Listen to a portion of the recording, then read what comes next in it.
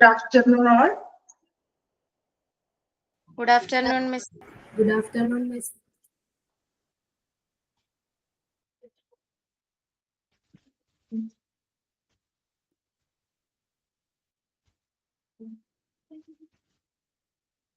Okay, class start ചെയ്യാം. കഴിഞ്ഞ ക്ലാസ്സിൽ നമ്മൾ കുറച്ച് ആക്ടുകളൊക്കെ പഠിച്ചു, ഇയേഴ്സുകൾ പഠിച്ചു, ആക്ടുകളിൽ പറയുന്ന കാര്യങ്ങൾ എന്തൊക്കെയാണെന്ന് പഠിച്ചത്. ജസ്റ്റ് നമുക്ക് റിവൈസ് ചെയ്യാം. ഇയറുകളൊക്കെ പഠിച്ചായിരുന്നോ? പഠിക്കാൻ പറഞ്ഞിട്ട് പഠിക്കുന്നുണ്ടോ? ഓരോ ആക്ടും അതിന്റെ വർഷവും പഠിക്കുന്നുണ്ടാണെങ്കിലോ? ഓക്കെ, നോക്കാം. ഇപ്പൊ ജനറൽ ആക്ട്സുകൾ നമ്മൾ ഏതൊക്കെയാണ് പഠിച്ചത് ജസ്റ്റ് ഒന്ന് നോക്കാം കേട്ടോ. ഇൻഡസ്ട്രിയൽ ഡിസ്പ്യൂട്ട് ആക്ട് ഇയർ ഏതായിരുന്നു? ഇൻഡസ്ട്രിയൽ ഞാൻ പറഞ്ഞു, ഇൻഡിപെൻഡൻസ് ഇയർ നോക്കാം 1947.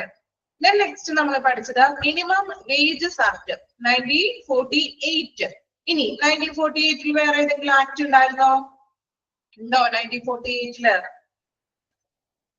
പഠിച്ചായിരുന്നോ? ഏതായിരുന്നു 1948 നമ്മൾ പഠിച്ചത്? വേറെ ആക്ട് ESI അല്ലെ, എംപ്ലോയി ഇൻഷുറൻസ് ആക്ട് ഉണ്ടായിരുന്നു. അതുപോലെ തന്നെ ഫാർമസി ആക്ട്. 3 ആക്ടുകളാണ് 1948 വരുന്നത്. അത് നെക്സ്റ്റ് നമ്മൾ നോക്കിയത് പേയ്മെന്റ് ഓഫ് ബോണസ് ആക്ട് അല്ലെ. ബോണസ് ആക്ടിന്റെ ഇയർ ഏതായിരുന്നു? 1965. Then payment of gratuity act 1972. Then payment of wages act 1936. Then ESI 1948. Indian Medical Council Act 1933. Then Indian Nursing Council Act 1947.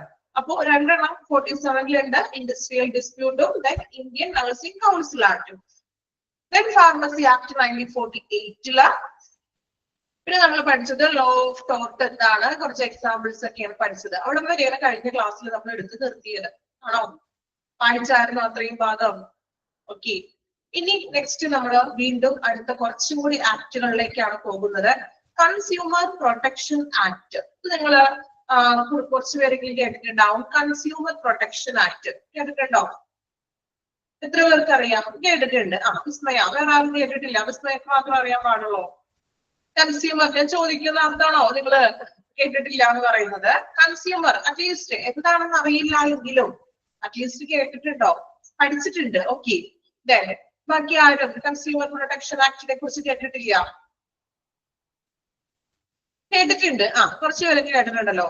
Consumer protection act എന്ന് പറയുമ്പോൾ എന്തായിരിക്കും അതില് പരാമർശിക്കുന്നത്? എന്തായിരിക്കും അതിൽ പറയുന്നത്? കൺസ്യൂമർ ആണ് അല്ലെ. അപ്പോ എന്തൊക്കെയായിരിക്കും അതിൽ പറയുന്നത്? നിങ്ങളുടെ അഭിപ്രായം പറയാട്ടോ. നിങ്ങൾ ആ ആക്ട് എങ്ങനെയാണെന്നുള്ളതും തിയറി ആയിട്ടൊന്നും വിശദീകരിക്കുകയൊന്നും വേണ്ട. അറ്റ്ലീസ്റ്റ് എന്തൊക്കെ കാര്യങ്ങളാണ് നിങ്ങൾക്ക് കൺസ്യൂമർ പ്രൊട്ടക്ഷൻ ആക്ടിനെ കുറിച്ച് അറിയാവുന്നത്? Consumer rights and responsibility. Okay. വേറെ എന്തൊക്കെയാണ്? കൺസ്യൂമർ റൈറ്റ്സ് ആൻഡ് റെസ്പോൺസിബിലിറ്റി ഉണ്ട്. വേറെ എന്തൊക്കെയാണ് നോക്കാം. കൺസ്യൂമർ പ്രൊട്ടക്ഷൻ ആക്ട് എന്ന് പറഞ്ഞിട്ടുണ്ടെങ്കിൽ എസ്പെഷ്യലി കൺസ്യൂമർക്ക്, ഉപഭോക്താക്കൾക്ക് വേണ്ടിയിട്ടുള്ള ഒരു ആക്ട് ആണ് അല്ലെ. നമ്മൾ ഒരു ഗുഡ്സ് പർച്ചേസ് ചെയ്യുന്ന ഉപഭോക്താക്കൾക്ക് വേണ്ടിയിട്ടുള്ള ഒരു ആക്ട് ആണ് കൺസ്യൂമർ പ്രൊട്ടക്ഷൻ ആക്ട് എന്ന് പറഞ്ഞിട്ടുണ്ടെങ്കിൽ. കൺസ്യൂമേഴ്സിന്റെ ആവശ്യങ്ങളൊക്കെ സംരക്ഷിക്കാനും കൺസ്യൂമേഴ്സിന് ഉണ്ടാകുന്ന പ്രോബ്ലംസിനെ പരിഹരിക്കാനും വേണ്ടിയിട്ടുള്ളതാണ് ഈ ഒരു കൺസ്യൂമർ പ്രൊട്ടക്ഷൻ ആക്ട് എന്ന് പറഞ്ഞിട്ടുണ്ടെങ്കിൽ. അതുപോലെ തന്നെ ചൂഷണങ്ങൾക്കെതിരായിട്ടും കൺസ്യൂമർക്കൊക്കെ നമുക്ക് പരാതിപ്പെടാം. എന്തെങ്കിലും പ്രശ്നങ്ങളൊക്കെ ഉണ്ടെങ്കിൽ നമുക്ക് എന്ത് ചെയ്യാം? ഈ ഒരു ആക്ട് മുഖേന നമുക്ക് പരാതിപ്പെടാം, അല്ലെങ്കിൽ കേസ് നമുക്ക് ഫയൽ ചെയ്യാം. ഓക്കെ. ഇനി നമുക്ക് ടെക്സ്റ്റിലോട്ട് വരാം. Consumer protection act. This act came into force with effect from 1st September 1987. Underline ചെയ്യാം. ഡേറ്റും ഇയറും അണ്ടർലൈൻ ചെയ്യണം കേട്ടോ. ഡേറ്റ് കൊടുത്തിട്ടുണ്ട്. സെപ്റ്റംബർ 1, 1987 ഈ ഒരു consumer protection act with effect from, അതായത് ഒരു പ്രാവർത്തികമായിട്ട് തുടങ്ങിയത്. ഓക്കെ. അണ്ടർലൈൻ ചെയ്തോ? അപ്പോ നെക്സ്റ്റ് അടുത്തൊരു ഇയർ കൂടി ആയി നമുക്ക് പഠിക്കാനായിട്ട്. 1987 ഏതായിരുന്നു? Consumer protection act. ഈ ഒരു ചാപ്റ്ററിൽ ഏറ്റവും കൂടുതൽ നിങ്ങൾ പഠിക്കാനുള്ളത് എന്താണ്? പഠിക്കാനുള്ളത് ഇയേഴ്സ് ആണെന്ന് മനസ്സിലായിട്ടുണ്ട് ഇല്ലേ? ഒരുപാട് ഇയറുകൾ ഉണ്ട്. സോ നല്ല രീതിയിൽ നിങ്ങൾ അത് എന്താ പറയാ, സമയം കണ്ടെത്തി ഇയറുകളൊന്ന് മാത്രം പഠിച്ചു വെക്കാം. നോട്ട് ചെയ്തൊക്കെ വെക്കണം ഇയറുകൾ മാത്രം. ഓക്കെ. ഇനി എന്താണ് ഈ ആക്ടിനെ കുറിച്ചാണ് ഇവിടെ വളരെ കുറച്ച് കാര്യങ്ങള് ഈ ആക്ടിനെ കുറിച്ച് ഇവിടെ പറഞ്ഞിട്ടുള്ളൂ. So this act came into force with effect 1st September 1987. Then advantage minimal cost is involved and matters is decided within 3 to 4 months. അപ്പോ ഈ ഒരു ആക്ടിന്റെ അഡ്വാൻറ്റേജ് എന്ന് പറഞ്ഞിട്ടുണ്ടെങ്കിൽ മിനിമൽ കോസ്റ്റ് ആണ്. അതായത് ഇനി എന്തെങ്കിലും മേ ബി പ്രശ്നങ്ങളൊക്കെ ഉണ്ടെങ്കിൽ നമുക്ക് ഒരുപാട് ചെലവ് കാര്യങ്ങളൊന്നും വരുന്നില്ല. അതുപോലെ തന്നെ ഒരു 3 to 4 monthsനുള്ളിൽ ആ ഒരു കാര്യങ്ങൾക്ക് നമുക്ക് തീരുമാനം ഉണ്ടാക്കാം. അതായത് ഇപ്പൊ കൺസ്യൂമർ നമ്മൾ എന്തെങ്കിലും ഒരു പ്രശ്നം നമ്മളൊരു കൺസ്യൂമർ എന്ന നിലയിൽ നമുക്ക് എന്തെങ്കിലും ഒരു ചൂഷണം നേരിടേണ്ടതായിട്ട് വന്നു എങ്കിൽ നമുക്ക് ഈ ഒരു ആക്ട് പ്രകാരം നമുക്ക് ഒരു കേസ് ഫയൽ ചെയ്യണമെങ്കിൽ ചെയ്യാം. അതൊരു 3 to 4 monthsനുള്ളിൽ ആ ഒരു കാര്യങ്ങൾ നമുക്ക് ഒത്തുതീർപ്പാക്കി തരുന്നു. Then provides redressal for defective goods, deficient services, unfair trade practices. അല്ലെ, പ്രൊവൈഡ് റെസൽ നമുക്ക് എന്തിനൊക്കെയാണ് പരിഹാരം ഈ ഒരു ആക്ട് വഴി ലഭിക്കുന്നത്? ഡിഫക്റ്റീവ് ആയിട്ടുള്ള ഗുഡ്സ് അല്ലെ, രൂപകലമായ ഡേറ്റ് കഴിഞ്ഞിട്ടുള്ള വസ്തുക്കളൊക്കെ വിൽക്കുകയാണെങ്കിൽ നമുക്ക് ഈ ഒരു ആക്ട് പ്രകാരം അതിന് മുന്നിൽ നിയമത്തിൽ കൊടുക്കാം. Then deficient ആയിട്ടുള്ള സർവീസ്, അതായത് എന്താണ് പറയാ, ഇതുപോലെ ശരിയായിട്ടുള്ള രീതിയിലല്ലാത്ത നല്ല സേവനങ്ങളല്ലാത്ത വരുന്നത്. അതുപോലെ തന്നെ എന്താണ് അൺഫെയർ ട്രേഡ് പ്രാക്ടീസസ്, ഒരു ശരിയായ അന്യായമായിട്ടുള്ള വ്യവസായങ്ങൾ അല്ലെങ്കിൽ വ്യവഹാരങ്ങൾ, ട്രേഡുകള്, ഇതിനെതിരേക്ക് നമുക്ക് ഈ ഒരു പ്രശ്നങ്ങൾക്കൊക്കെ നമുക്ക് ഈ ഒരു ആക്ട് വഴി നമുക്ക് പരിഹാരം കാണാനായിട്ട് സാധിക്കുന്നു. അതിന് വളരെ കോസ്റ്റ് കുറവാണെന്നാണ് പറയുന്നത്. 3 to 4 monthsനുള്ളിൽ നമുക്ക് പ്രശ്നങ്ങൾക്ക് പ്രോബ്ലംസിനൊക്കെ സോൾവ് ചെയ്ത് നമുക്ക് ലഭിക്കുന്നു. ഓക്കെ, വളരെ കുറച്ച് കാര്യങ്ങൾ മാത്രം പറഞ്ഞിട്ടുള്ളൂ. അപ്പൊ അതിൽ ഇയർ പ്രാധാന്യമുണ്ട്, പഠിക്കണം. 1st September 1987. ഓക്കെ, അണ്ടർലൈൻ ചെയ്തിട്ടുണ്ടല്ലോ. എന്താണ് ആക്ട് എന്നുള്ളത് ഒന്ന് മനസ്സിലാക്കി വെക്കുക. കൺസ്യൂമേഴ്സിന് വേണ്ടിയിട്ടുള്ളതാണ്, അവരുടെ റൈറ്റ്സ്, കൺസ്യൂമറിന്റെ അവകാശങ്ങൾക്ക് വേണ്ടിയിട്ടുള്ളതാണ്. ഒരു കൺസ്യൂമറിന്റെ പ്രശ്നങ്ങളൊക്കെ പരിഹരിക്കാനായിട്ട് നമുക്ക് ഈ ഒരു ആക്ട് വഴി ചെയ്യാം. അതുപോലെ തന്നെ ഇപ്പൊ നമ്മൾ ഒരു കടയിൽ നിന്ന് എന്തെങ്കിലും സാധനങ്ങൾ പർച്ചേസ് ചെയ്തു, അത് ഡിഫക്റ്റീവ് ആയിട്ടുള്ള ഗുഡ്സ് ആണ്, അല്ലെങ്കിൽ ഡേറ്റ് കഴിഞ്ഞതോ അല്ലെങ്കിൽ അൺഫെയർ ആയിട്ടുള്ള ട്രേഡ് ഒക്കെയാണ് അവർ നടത്തുന്നതെങ്കിലും നമുക്ക് ഈ ഒരു ആക്ട് വഴി എന്താണ് നമുക്ക് ഒരു കേസ് ഒക്കെ ഫയൽ ചെയ്യാം. Then ഈ ഒരു കൺസ്യൂമർ പ്രൊട്ടക്ഷൻ ആക്ട് പ്രകാരം ഒരു കൺസ്യൂമർ എന്ന് പറയുന്നത് ആരാണെന്നാണ് നെക്സ്റ്റ് പറയുന്നത്. Consumer, a person who hires any services for any consideration. Underline ചെയ്യാട്ടോ, കൺസ്യൂമർ എന്ന് പറയുന്നത് കൺസ്യൂമർ പ്രൊട്ടക്ഷൻ ആക്ട് പ്രകാരം ഒരു കൺസ്യൂമർ എന്ന് പറയുന്നത് ആരാണ്? A person who hires any services for any consideration. അല്ലെ, ഇപ്പൊ ഏതെങ്കിലും ഒരു കൺസിഡറേഷന് വേണ്ടി ഒരു പരിഗണനയ്ക്കായിട്ട് സേവനങ്ങൾ എടുക്കുന്ന, സേവനങ്ങൾ സ്വീകരിക്കുന്ന വ്യക്തിയാണ് കൺസ്യൂമർ. അല്ലെ, നമ്മൾ സാധനങ്ങൾ പർച്ചേസ് ചെയ്യുന്ന ആളെയാണ് എന്ത് വിളിക്കുക?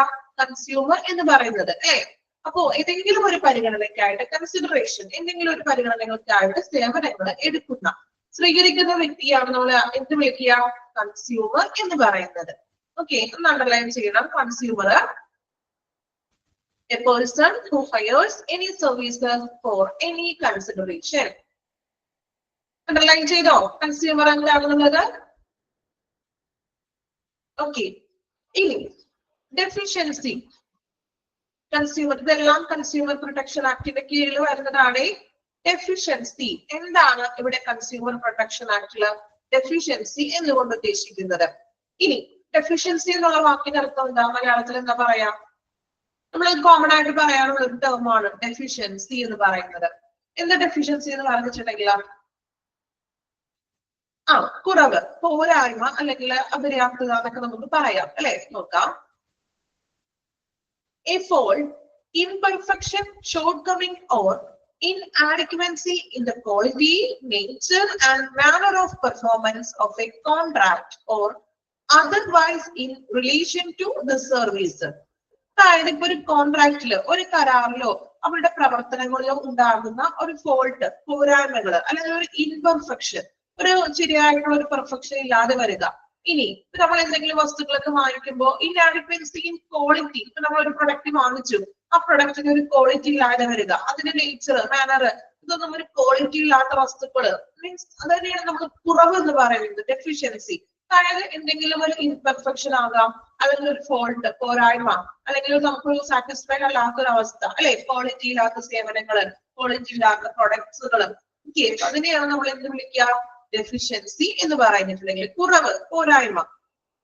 ഓക്കെ, then ഇനി അടുത്തത് സർവീസ്. എന്താണ് സർവീസ്? സേവനം എന്താണെന്നുള്ളത്. Service of any description excluding free service.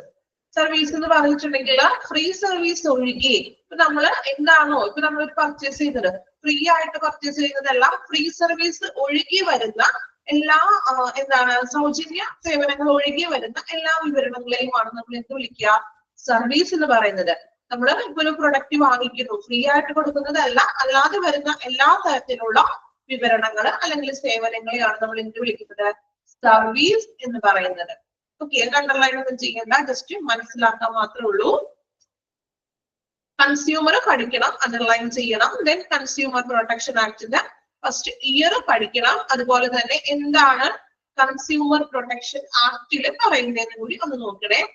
ഇനി next one, limitations. Time limitation. ഇതെല്ലാം കൺസ്യൂമർ ആക്ടിന്റെ ആണ് കേട്ടോ. ഇവിടെ വരെ കൺസ്യൂമർ ആക്ടിനെ കുറിച്ച് തന്നെയാണ് പറയുന്നത്. സോ കൺസ്യൂമർ പ്രൊട്ടക്ഷൻ ആക്ടിന്റെ ടൈം ലിമിറ്റേഷൻസിനെ കുറിച്ചാണ് ഇനി പറയുന്നത്. A claim four compensation under consumer protection act must be filed within 3 years. ഇനി ഇപ്പൊ ഒരു കൺസ്യൂമർ എന്ന നിലയിൽ നമുക്ക് എന്തെങ്കിലും ഇപ്പൊ ഒരു മേ ബി ഒരു പ്രൊഡക്റ്റിനെ കുറിച്ചിട്ടുള്ളതോ അല്ലെങ്കിൽ എന്തെങ്കിലും ഒരു ചൂഷണം ഉണ്ടായി, ഇപ്പൊ നമ്മൾ ആ ഒരു കോമ്പൻസേഷന് വേണ്ടിയിട്ട് ആ ഒരു കേസ് ഫയൽ ചെയ്യണമെങ്കിൽ 3 yearsനുള്ളിൽ 3 വർഷത്തിനുള്ളിൽ തന്നെ ഈ ഒരു കേസ് അവിടെ നമ്മൾ ഫയൽ ചെയ്തിരിക്കണം. അല്ലാതെ 3 വർഷം കഴിഞ്ഞിട്ട് ഫയൽ ചെയ്തിട്ടുണ്ടെങ്കിൽ അതിന് യാതൊരു എന്താ പറയാ ഒരു സൊല്യൂഷൻ നമുക്ക് കിട്ടില്ല, തീരുമാനങ്ങളൊന്നും ഉണ്ടാവില്ല. സോ നമ്മൾ എന്ത് ചെയ്യണം? കേസുകൾ നഷ്ടപരിഹാരത്തിന് കോമ്പൻസേഷൻ കിട്ടാനായിട്ടുള്ള ക്ലെയിംസ് കാര്യങ്ങളൊക്കെ ആണെങ്കിൽ 3 വർഷത്തിനുള്ളിൽ നമ്മൾ ക്ലെയിം ഫയൽ ചെയ്തിരിക്കണം.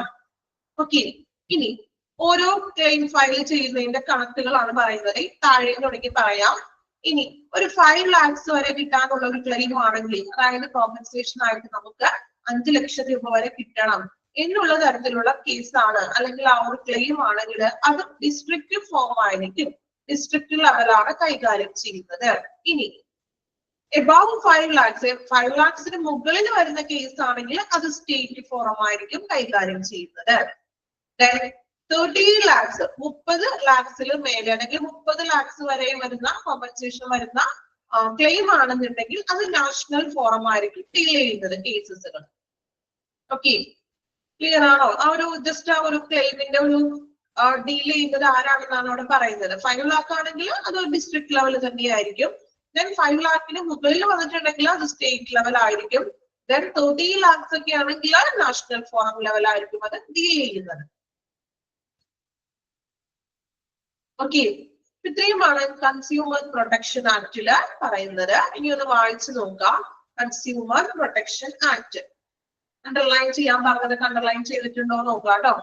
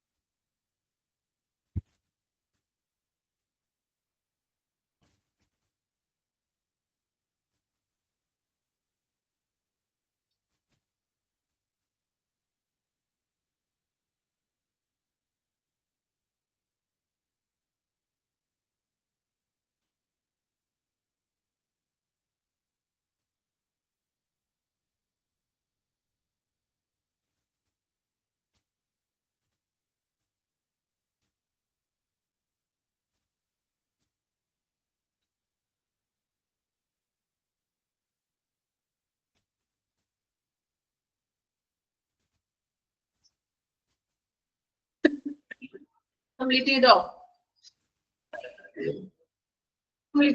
ഓക്കെ, കൺസ്യൂമർ പ്രൊട്ടക്ഷൻ ആക്ട് പഠിച്ചു. ഇനി next one, patient bill of rights. ഇതൊരു ആക്ട് അല്ലാട്ടോ. പേഷ്യൻസിന്റെ അവകാശങ്ങൾ ഏതൊക്കെയാണെന്ന്. ഓക്കെ, ഒരു ഹോസ്പിറ്റലിൽ നമ്മൾ ചെല്ലുമ്പോൾ പേഷ്യന്റ് എന്ന നിലയ്ക്ക് നമുക്ക് ലഭിക്കേണ്ട അവകാശങ്ങൾ. ഓക്കെ, നമ്മൾ അറിഞ്ഞിരിക്കേണ്ട ഒന്നാണ് കേട്ടോ. നമ്മൾ ഓരോരുത്തരും ഹോസ്പിറ്റലിൽ പോകാറുള്ളവരാണ് അല്ലെ. സോ നമ്മളൊരു പേഷ്യന്റ് എന്ന നിലയ്ക്ക് ആ പേഷ്യൻസിന് ലഭിക്കേണ്ട റൈറ്റ്സുകൾ ഏതൊക്കെയാണ് നോക്കാം. റെസ്പെക്ട്ഫുൾ കെയർ അല്ലെ, ഒരു റെസ്പെക്ട്ഫുൾ ആയിട്ടുള്ള ഒരു പരിചരണം ആവശ്യമാണ്. complete information with regard to diagnosis, treatment and prognosis. Complete ആയിട്ടുള്ള ഇൻഫോർമേഷൻസ് പേഷ്യൻസിന്റെ ഡയഗ്നോസിസ്, ടെസ്റ്റുകളെ കുറിച്ചും ചികിത്സകളെ കുറിച്ചും, ദെൻ പ്രോഗ്നോസിസ്. പ്രോഗ്നോസിസ് എന്ന് പറഞ്ഞാൽ എന്താണ്? ആ രോഗപ്രവചനം, എന്താണ് അസുഖം എന്നതിനെ കുറിച്ചിട്ടുള്ള കംപ്ലീറ്റ് ആയിട്ടുള്ള ഇൻഫോർമേഷൻസ് പേഷ്യൻസിന് നൽകിയിരിക്കണം. Then patient has right to information from doctor before he gives consent. അല്ലേ? അതായത് എന്താ? ഡോക്ടറിൽ നിന്ന് വിവരങ്ങൾ അറിയാനായിട്ടുള്ള അവകാശം പേഷ്യൻസിനുണ്ട്. അപ്പൊ നമുക്ക് എന്തെങ്കിലും ഡൗട്ട്സോ നമ്മുടെ ചികിത്സാപരമായിട്ടുള്ള കാര്യങ്ങളോ മറ്റും ചോദിക്കാനായിട്ടുള്ള അവകാശം നമുക്ക് ഓരോ പേഷ്യൻസിനും ഉണ്ട്. Then right to refuse treatment to extent permitted by law and to be informed. Right to refuse treatment. അതായത് നമ്മള് right to refuse treatment to the extent permitted by law and to be informed. അതായത് നിയമപ്രകാരം അല്ലെങ്കിൽ നിയമം അനുവദിക്കുന്നത് വരെ നമുക്ക് ആ ഒരു പരിധി വരെ ചികിത്സ നമുക്ക് വേണമെങ്കിൽ നിരസിക്കാനായിട്ടുള്ള അവകാശം നമുക്കുണ്ട്. അതുപോലെ തന്നെ എക്സ്റ്റെൻഡഡ് പെർമിറ്റഡ്, നമുക്ക് ആ ഒരു നമ്മളുടെ എന്താണ് ചികിത്സയെ കുറിച്ചിട്ടുള്ള വിവരങ്ങൾ അറിയാനായിട്ടുള്ള അവകാശമുണ്ട്. നമുക്ക് ചികിത്സ വേണമെങ്കിൽ എന്താ പറയാ നിരസിക്കാനുള്ള അവകാശമുണ്ട്. ഇപ്പൊ ചില ഹോസ്പിറ്റലുകളിൽ നമുക്ക് അവിടുത്തെ കെയറും കാര്യങ്ങളും നമുക്ക് സാറ്റിസ്ഫൈഡ് അല്ല എങ്കിൽ നമ്മളുടെ ഇഷ്ടപ്രകാരം അത് നമുക്ക് നിരസിക്കാനുള്ള അവകാശവും പേഷ്യൻസിനുണ്ട്. അല്ലാതെ ഡോക്ടറും നഴ്സും അവരുടെ തന്നെ ആ ഒരു നിർബന്ധത്തിന് വഴങ്ങാനായിട്ടുള്ള അങ്ങനെ നമ്മൾ ചെയ്യേണ്ട ആവശ്യമില്ല. പേഷ്യന്റിന്റേതായിട്ടുള്ള ഇപ്പോൾ ട്രീറ്റ്മെന്റ് നിരസിക്കാനോ അല്ലെങ്കിൽ മറ്റു റഫർ ട്രാൻസ്ഫർ വാങ്ങിച്ചു പോകാനൊക്കെയുള്ള അവകാശം പേഷ്യന്റിനുണ്ട്. ദെൻ മെഡിക്കൽ കോൺസിക്വൻസസ്, അല്ലെ? അതായത് മെഡിക്കൽ മറ്റ് അനന്തരഫലങ്ങൾ. അപ്പോ അങ്ങനെ അനന്തരഫലങ്ങൾ ഉണ്ടാവുകയാണെങ്കിൽ നമുക്ക് അതിനുള്ള ഒരു എന്താ പറയാ നമുക്ക് അതിനെ മുന്നോട്ട് പോകാവുന്ന, അതായത് നമ്മുടെ അവകാശമാണ് നമുക്ക് നല്ല ട്രീറ്റ്മെന്റ്സ് കിട്ടണം എന്നുള്ളത്. സോ മെഡിക്കൽ കോൺസിക്വൻസസ് ഒക്കെ ഉണ്ടാവുകയാണെങ്കിൽ നമുക്കത് കേസായിട്ട് മുന്നോട്ട് പോകാം. അതിനുള്ള അവകാശവും നമുക്കുണ്ട്. Then right to privacy. All communications and records must be treated as confidential. പേഷ്യന്റിന് പ്രൈവസി ആവശ്യമാണ്. അതുപോലെ all communications and records must be treated as confidential. Communications ആണെങ്കിലും അതുപോലെ തന്നെ ചികിത്സാപരമായിട്ടുള്ള കാര്യങ്ങളാണെങ്കിലും പേഷ്യന്റിന്റെ റെക്കോർഡ്സുകളാണെങ്കിലും അതെല്ലാം രഹസ്യമായിട്ട് വെച്ചിരിക്കണം. ഇപ്പോ നമ്മൾ പഠിച്ചിട്ടുണ്ട്, നിങ്ങൾ പബ്ലിക് റിലേഷൻസിൽ പഠിച്ചോ? എടുത്തായിരുന്നോ? പബ്ലിക് റിലേഷൻസ് ആയിരുന്നോ ചാപ്റ്റർ? എടുത്തിട്ടില്ല. പബ്ലിക് റിലേഷൻ എന്ന് പറഞ്ഞ ചാപ്റ്റർ എടുത്തോ? എടുക്കാനിട്ടാണോ യാതൊരു റിപ്ലൈ ഇല്ലാത്തത്? എടുത്തു. ഓക്കെ, എടുത്തിട്ടില്ല. അതെന്താ പറ്റി? കുറച്ചുപേര് എടുത്തിട്ടില്ല. എടുത്തു. ഓക്കെ, ഏതാ ഞാൻ വിശ്വസിക്കണ്ടേ? ഓക്കെ, അപ്പൊ പബ്ലിക് റിലേഷനിൽ നിങ്ങൾ പഠിച്ചായിരുന്നോ? പേഷ്യൻസിന്റെ എന്താണ് മെഡിക്കൽ റെക്കോർഡ്സുകളാണെങ്കിലും പേഷ്യൻസിന്റെ ഡീറ്റെയിൽസ് മാറിപ്പോയി. ഓക്കെ, പേഷ്യൻസിന്റെ ഡീറ്റെയിൽസ് പുറത്ത് പേഷ്യന്റിന്റെ അനുവാദമില്ലാതെ റിലീസ് ചെയ്യാൻ പാടില്ല. പഠിച്ചോ അതിലൊരു പോയിന്റ്? ഓർക്കുന്നുണ്ടോ ആരെങ്കിലും? കംപ്ലീറ്റ് ചെയ്തോ ആ ചാപ്റ്റർ? ഓക്കെ, അപ്പോ അതിലെ പേഷ്യൻസിന്റെ ഡീറ്റെയിൽസും കാര്യങ്ങളും ഒന്നും പേഷ്യൻസിന്റെ അനുവാദമില്ലാതെ റിലീസ് ചെയ്യാൻ പാടില്ല എന്നൊരു പോയിന്റ് അവർ പഠിച്ചിട്ടുണ്ട്. വായിച്ചവർക്കാണെങ്കിലും അത് അറിയാൻ പറ്റും, അല്ലെ? ഓക്കെ, അപ്പൊ ഇവിടെ പറയുന്നത് പേഷ്യൻസിന്റെ റെക്കോർഡ്സ് ആണെങ്കിലും പേഷ്യൻസിന്റെ കമ്മ്യൂണിക്കേഷൻസും അതെല്ലാം രഹസ്യമായിരിക്കണമെന്ന്, മറ്റുള്ളവർക്ക് അത് റിലീസ് ചെയ്യാനൊന്നും പാടില്ല. Then hospital must provide evaluation services, then referral as indicated by urgency of the cases. അതുപോലെ തന്നെ ഹോസ്പിറ്റല് ഇവാലുവേറ്റ് ചെയ്യണം, വിലയിരുത്തൽ വേണം. അതുപോലെ തന്നെ എന്താണ്, ഇപ്പൊ ഒരു പേഷ്യന്റിന്റെ എമർജൻസി അനുസരിച്ചുകൊണ്ട് ആ പേഷ്യന്റിനെ റെഫറൽ ചെയ്യാനും അങ്ങനെയുള്ള കാര്യങ്ങളൊക്കെ പേഷ്യൻസിനോട് ഇൻഫോർമേഷൻസ് നമ്മൾ ചെയ്യണം. ഇപ്പൊ ഒരു എമർജൻസി ആയിട്ട് പേഷ്യന്റിന് നമ്മൾ ആ ഹോസ്പിറ്റലിൽ നിന്നും മറ്റൊരു ഹോസ്പിറ്റലുകളിലേക്ക് റെഫർ ചെയ്യുകയാണ്. അപ്പൊ ഇങ്ങനെ റെഫർ ചെയ്യുന്ന കാര്യം പേഷ്യന്റിനോട് പറയണമെന്ന്, അതിനുള്ള അവകാശം പേഷ്യന്റിനുണ്ട്. പേഷ്യന്റ് അറിഞ്ഞിരിക്കണം. Then relationship of hospital to other hospital where one is being referred to. അതുപോലെ തന്നെ നമ്മളിപ്പോ റെഫർ ചെയ്യുമ്പോൾ ആ ഹോസ്പിറ്റലും റെഫർ ചെയ്യുന്ന ഹോസ്പിറ്റലും തമ്മിലുള്ള ഒരു റിലേഷൻസ് ഇതെല്ലാം പേഷ്യന്റ് അറിഞ്ഞിരിക്കണം എന്ന്, പേഷ്യന്റിനെ ഇൻഫോം ചെയ്യണം. നമ്മൾ ഏത് ഹോസ്പിറ്റലിലേക്കാണ് റെഫർ ചെയ്യുന്നത്, ചിലപ്പോൾ ഡോക്ടർ തന്നെയായിരിക്കും ഇന്ന ഹോസ്പിറ്റലിലോട്ട് റെഫർ ചെയ്യുന്നു പറഞ്ഞിട്ടുണ്ടെങ്കിൽ, അല്ലെ? സോ അങ്ങനെയുള്ളൊരു ആ ഒരു റിലേഷൻഷിപ്പും ഏത് ഹോസ്പിറ്റലാണ് എന്നുള്ള കാര്യങ്ങൾ പേഷ്യന്റ് അറിഞ്ഞിരിക്കണം. Then right to refuse എന്നാണോ ടെക്സ്റ്റിൽ കിടക്കുന്നത്? ടെക്സ്റ്റിൽ റെഫ്യൂസ് തന്നെയാണോ? Okay. Right to refuse to take part in research.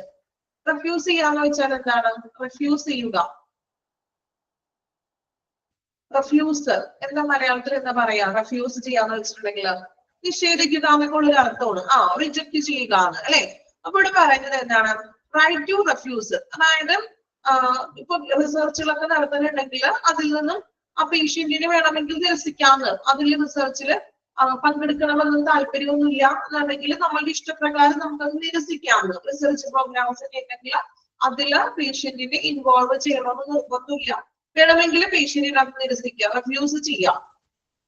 Right to know appointments, availability of doctor, continuity of health care demands after discharge. Right to know appointments, നമ്മുടെ അപ്പോയിന്റ്മെന്റ്സുകളെ കുറിച്ച് അറിയാനുള്ള അവകാശമുണ്ട്. അതുപോലെ ഡോക്ടേഴ്സിന്റെ അവൈലബിലിറ്റി, ഏതൊക്കെ ഡോക്ടേഴ്സ് അവിടെ ഉണ്ട് എന്ന് നമുക്ക് അറിയാം. അതുപോലെ health care demands after discharge, ഡിസ്ചാർജിന് ശേഷവും നമുക്ക് എന്താണ് ആ ഒരു ഡിസ്ചാർജിന് ശേഷവും ആ ഒരു കണ്ടിന്യൂറ്റി, ഒരു ഫോളോ അപ്പ് ലഭിക്കാനൊക്കെ ആയിട്ടുള്ള ഒരു അവകാശം പേഷ്യൻസിനുണ്ട്. Try to inspect and receive explanation of bill. ഇനി പേഷ്യന്റ് ഡിസ്ചാർജ് ആയി പോയി, നമുക്ക് ബില്ല് നമുക്ക് തരും അല്ലെ ഡിസ്ചാർജ് ചെയ്യുമ്പോൾ. സോ ആ ബില്ല് നമുക്ക് ഇൻസ്പെക്ട് പരിശോധിക്കാനും ദെൻ അത് സ്വീകരിക്കാനും അതിന്റെ വിശദീകരണങ്ങൾ ചോദിച്ചറിയാനായിട്ടുള്ള അവകാശം പേഷ്യൻസിനുണ്ട്. ഇപ്പൊ നമുക്ക് ബില്ല് അവർ തരികയാണ് അല്ലെ, ഒരുപാട് കണക്കും കാര്യങ്ങളൊക്കെ ഉണ്ടാകും. അപ്പൊ നമുക്ക് എന്തെങ്കിലും ഡൗട്ട്സ് കാര്യങ്ങൾ ഉണ്ടെങ്കിൽ അത് ചോദിക്കണം. ചോദിച്ചിട്ടുണ്ടെങ്കിൽ അവർ എക്സ്പ്ലനേഷൻ ചെയ്ത് അത് നമുക്ക് തന്നിരിക്കണം. Right to hospital rules, right to hospital, ആശുപത്രിയിലേക്കുള്ള അവകാശം, ഹോസ്പിറ്റലിലുള്ള അവകാശങ്ങൾ നമുക്ക് ഓരോ പേഷ്യൻസിനും ഹോസ്പിറ്റലിലുള്ള അവകാശങ്ങൾ. ഇത്രയുമാണ് ഒരു പേഷ്യന്റ് എന്ന നിലയ്ക്ക് ഹോസ്പിറ്റലിൽ നിന്നും നമുക്ക് പേഷ്യൻസിന് ലഭിക്കേണ്ട അവകാശങ്ങൾ എന്ന് പറയുന്നത്. Patient bill of rights. അപ്പൊ ഇതൊന്നും പഠിച്ചു വെക്കണം, ബൈ ഹാർട്ട് ഒന്നും പഠിക്കേണ്ട, മനസ്സിലാക്കി പഠിച്ചാൽ മതി. ഒരു 5 പ്രാവശ്യം വായിച്ചിട്ടുണ്ടെങ്കിൽ നിങ്ങൾക്ക് അത് മനസ്സിലാകും. അല്ലാതെ ഓരോ പോയിന്റ് ഇങ്ങനെ ബൈ ഹാർട്ട് വെച്ച് പഠിക്കാന്ന് പറഞ്ഞാല് അത് എളുപ്പം ബുദ്ധിമുട്ടുള്ള കാര്യം തന്നെയാണ്, എളുപ്പമല്ല. സോ അത് എന്ത് ചെയ്യണം? മനസ്സിലാക്കി ഒന്ന് പഠിക്കുക. ഓക്കെ, ഇനി ഒന്ന് വായിച്ചു നോക്കിയാൽ നിങ്ങളിപ്പോ വായിക്കുമ്പോ തന്നെ നിങ്ങൾക്ക് ഏകദേശം കുറെ റൈറ്റ്സ് ഒക്കെ നിങ്ങളുടെ മനസ്സിലോട്ട് കയറും. കാരണം നമുക്ക് ഓരോരുത്തർക്കും അറിയാവുന്ന കുറെ കാര്യങ്ങളാണ് അല്ലെ. ഹോസ്പിറ്റലിൽ നമ്മൾ പോകുമ്പോൾ നമുക്ക് ലഭിക്കേണ്ടതായിട്ടുള്ള അവകാശങ്ങളാണ്. ഓക്കെ, ഇനി ഒന്ന് വായിച്ചു നോക്കാം കേട്ടോ. Patient bill of rights.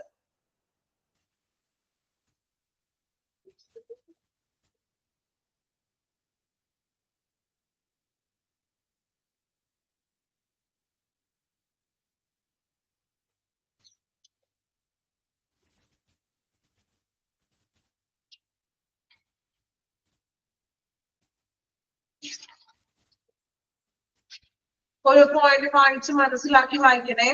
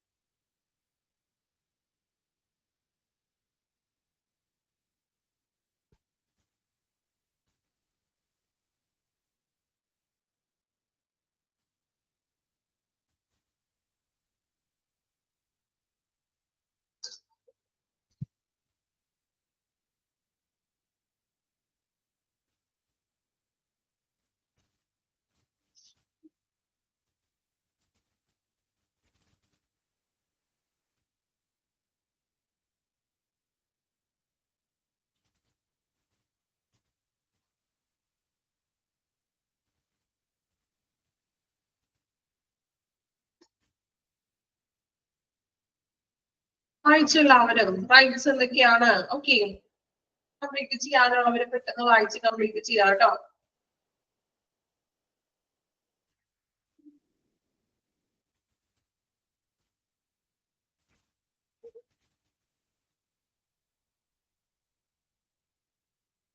Okay, next one വീണ്ടും കുറച്ച് ആക്ടുകളെ കുറിച്ചാണ്. miscellaneous acts that can be applied to hospitals. ഹോസ്പിറ്റൽസിൽ നമുക്ക് അപ്ലൈ ചെയ്യാൻ പറ്റുന്ന തരത്തിലുള്ള ആക്ടുകളാണ് ഇനി അടുത്തത് പറയുന്നത്. അതില് first one societies registration act 1860 underline ചെയ്യാം. Year societies registration act. ഇനി എന്താണ് സൊസൈറ്റി രജിസ്ട്രേഷൻ ആക്ട് എന്ന് നോക്കാം. Societies Registration Act 1860 controls the working and management of institutions established or owned by charitable trust. അതായത് ഈ ഒരു ആക്ട് പറയുന്നത് ചാരിറ്റബിൾ ട്രസ്റ്റുകൾ സ്ഥാപിച്ചതോ അല്ലെങ്കിൽ ചാരിറ്റബിൾ ട്രസ്റ്റിന്റെ ഉടമസ്ഥതയിലുള്ള സ്ഥാപനങ്ങൾ, ഈ സ്ഥാപനങ്ങളുടെ എല്ലാം പ്രവർത്തനങ്ങളും അല്ലെങ്കിൽ മാനേജ്മെന്റും ഇതെല്ലാം ഈ ഒരു ആക്ട് ആണ് നിയന്ത്രിക്കുന്നത്. ഈ സൊസൈറ്റി രജിസ്ട്രേഷൻ ആക്ട് പ്രകാരമാണ് ചാരിറ്റബിളിന്റെ കീഴിൽ വരുന്ന സ്ഥാപനങ്ങളുടെ പ്രവർത്തനങ്ങൾ നിയന്ത്രിക്കുന്നത്. ഇപ്പൊ ഹോസ്പിറ്റൽസ് ഒക്കെ ആണെങ്കിലും ചാരിറ്റബിൾ ഹോസ്പിറ്റൽസ് ഒക്കെ ഉണ്ടാവും ഇല്ലേ? നിങ്ങളുടെ ലൊക്കാലിറ്റിയിലൊക്കെ ഉണ്ടാവും അങ്ങനെ ചാരിറ്റബിൾ ഹോസ്പിറ്റൽസ് ഉണ്ടോ? ചാരിറ്റബിൾ ട്രസ്റ്റിന്റെ കീഴിലൊക്കെ വരുന്ന ഹോസ്പിറ്റൽസുകൾ. അപ്പൊ ഇങ്ങനെയുള്ള ചാരിറ്റബിളിന്റെ കീഴിൽ വരുന്ന ഹോസ്പിറ്റലാകാം മറ്റ് ഇൻസ്റ്റിറ്റ്യൂഷൻസുകൾ, അവിടുത്തെ പ്രവർത്തനങ്ങളെ നിയന്ത്രിക്കുകയും മാനേജ്മെന്റ് ചെയ്യുന്നതും ഈ ഒരു ആക്ടിന്റെ ഈ ഒരു ആക്ട് മുഖേനയാണ് അവിടുത്തെ പ്രവർത്തനങ്ങളെല്ലാം ക്രോഡീകരിക്കുന്നതും നിയന്ത്രിക്കുന്നതും. Then all hospitals in the voluntary sector or non-government organizations in the medical care field should be registered under this act. അതുപോലെ തന്നെ വോളണ്ടറി സന്നദ്ധ മേഖലയിലെ എല്ലാ ഹോസ്പിറ്റലുകളും അതുപോലെ തന്നെ മറ്റ് നോൺ ഗവൺമെന്റ് ഓർഗനൈസേഷൻസും ഇവയെല്ലാം മെഡിക്കൽ കെയർ ഫീൽഡിൽ വരുന്ന എല്ലാ ഓർഗനൈസേഷൻസുകളും ഈ ഒരു ആക്ടിന്റെ കീഴിൽ രജിസ്റ്റർ ചെയ്തിരിക്കണം.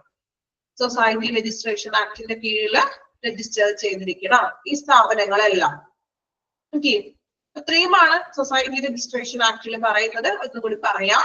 സൊസൈറ്റി രജിസ്ട്രേഷൻ ആക്ട് നിലവിൽ വരുന്നത് 1860 ഈ ഒരു ആക്ട് പറയുന്നത് ചാരിറ്റബിളിന്റെ കീഴിൽ വരുന്ന ഹോസ്പിറ്റൽസ് ആണോ മറ്റ് ഇൻസ്റ്റിറ്റ്യൂഷൻസുകൾ, അങ്ങനെയുള്ള ഹോസ്പിറ്റലുകളുടെയും ഇൻസ്റ്റിറ്റ്യൂഷൻസിന്റെയും സ്ഥാപനങ്ങളും അതുപോലെ തന്നെ അവിടുത്തെ പ്രവർത്തനങ്ങളും മാനേജ്മെന്റ് ഒക്കെ ചെയ്യുന്നത് ഈ ഒരു ആക്ട് പ്രകാരമാണ് നിയന്ത്രിക്കുന്നത്.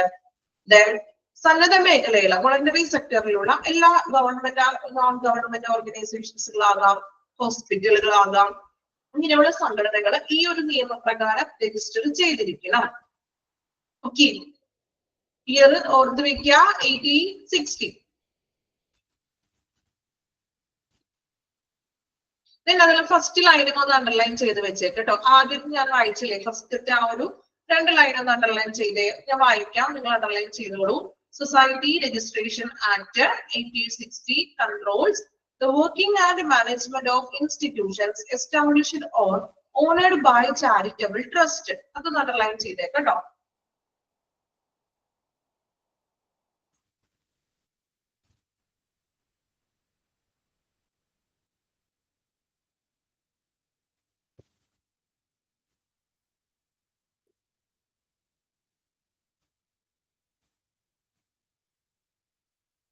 ഓക്കെ,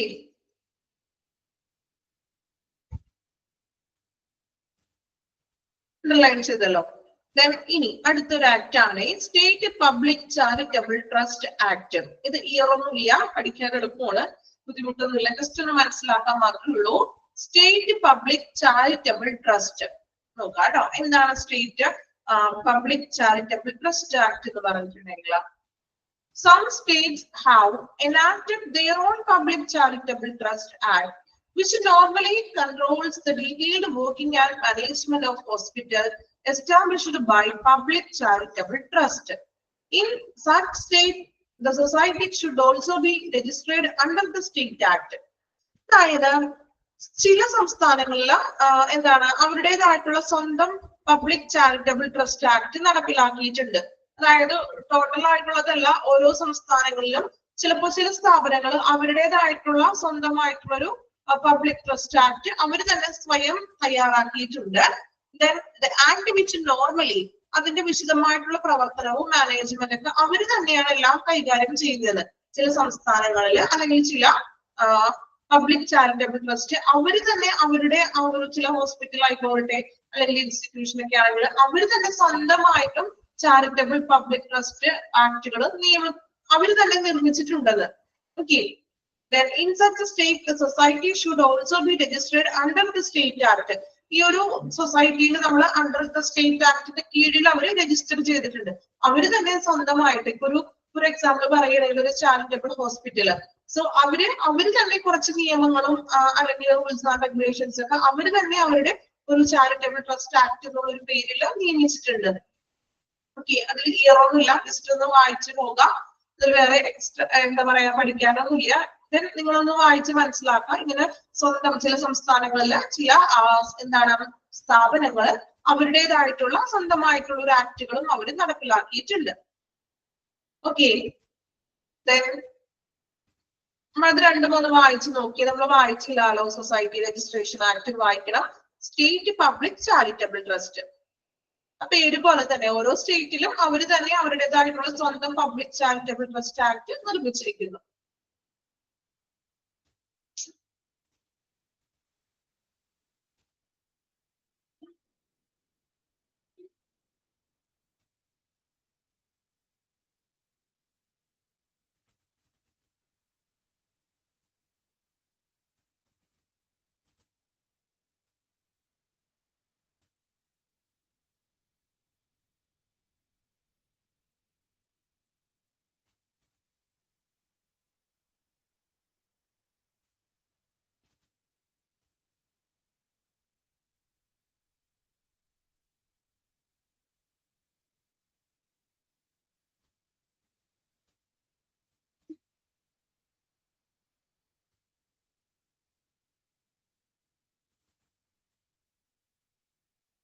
വായിച്ചോ?